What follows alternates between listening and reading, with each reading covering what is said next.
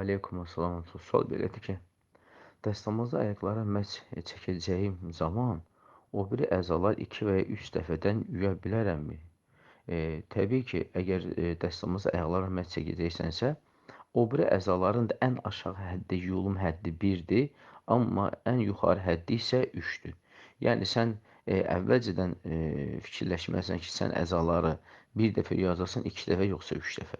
Yəni bəzi alimlər bəyənmir ki, birini bir dəfə, birini 2 dəfə, birini 3 dəfə yuyasan.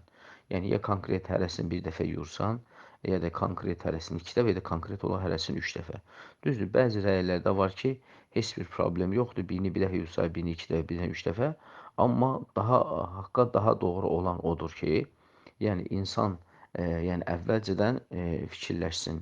Ya bir-bir yusun əgər su azdırsa, yox su çoxdursa 2 və yaxud da 3 dəfə yumağı daha düzgündür və ən sünnəyə uyğun olan isə 3-dür.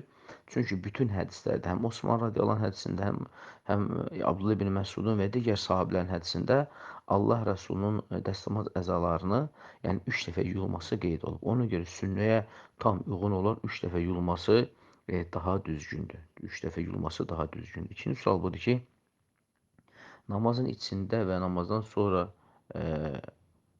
qıldığım rükətlərin sayında, yəni az və ya çox olmasına şübhə eləsəm necə edim? Əgər sən namazın içində şübhə edirsən ki, qıldığın rükətlərin sayı azdırsa, o zaman bir rükət əlavə qılırsan və sonra isə salamdan qabaq 2 dənə səhv səcdəsi edirsən.